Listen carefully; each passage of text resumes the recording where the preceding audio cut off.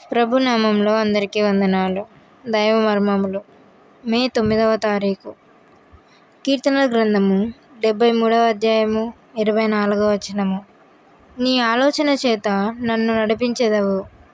మొదటి సమూయేలు 31వ అధ్యాయము 3-6 వచనములలో ఫిలిష్తీయులకు సౌలునకు జరిగిన యుద్ధమును గూర్చి చదివేదము. ఆ యుద్ధములో సౌలు మరణించెను.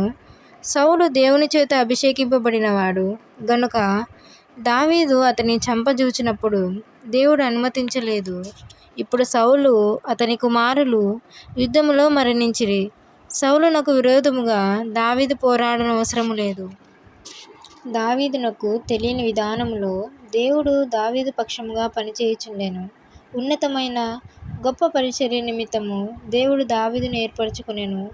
రాజుగా మాత్రమే గాక ప్రవక్తగాను దేవుని యొద్ద నుండి దేవుని పరలోకం నమూనాను కూడా పొందగలిగిన వానిగా దావీదును దేవుడు ఏర్పరచుకొనెను. అందువలననే శుద్ధీకరించు అనేక అగ్ని పరీక్షల గుండా దావీదు వెళ్ళవలసి వచ్చెను. విశ్వాసులముగా మనము కూడా ఉన్నతమైన సంకల్పముతో దేవుని వలన ఏర్పరచుకొనబడి ఉన్నాము. ఆ పిలుపునకు తగిలినట్టుగా సిద్ధపడు నిమిత్తము మనము కూడా చెప్పనలవి కాని శ్రమలనడి అగ్ని పరీక్షల గుండా వెళ్ళవలయును. మన జీవితముల విషయము దేవుని చిత్తమేమిటో తెలుసుకొనవలయున్నది మన పని.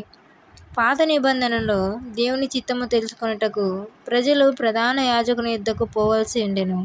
ఇప్పుడైతే దేవుడే నా ప్రధాన యాజకుడు. ఆయన యొద్దకు ఏ సమయంలోనైనా నేను వెళ్ళగలను. దేవుని చిత్తమును తెలుసుకొనుటకు గాను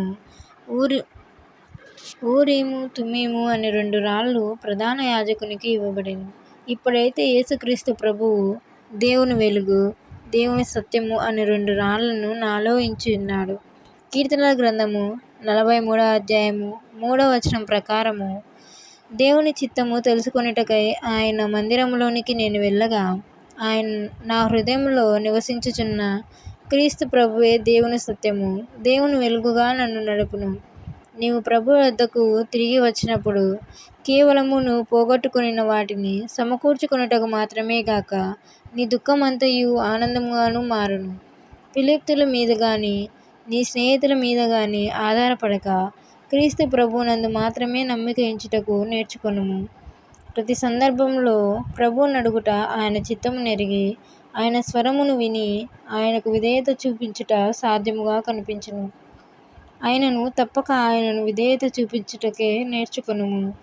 ఆమేన్.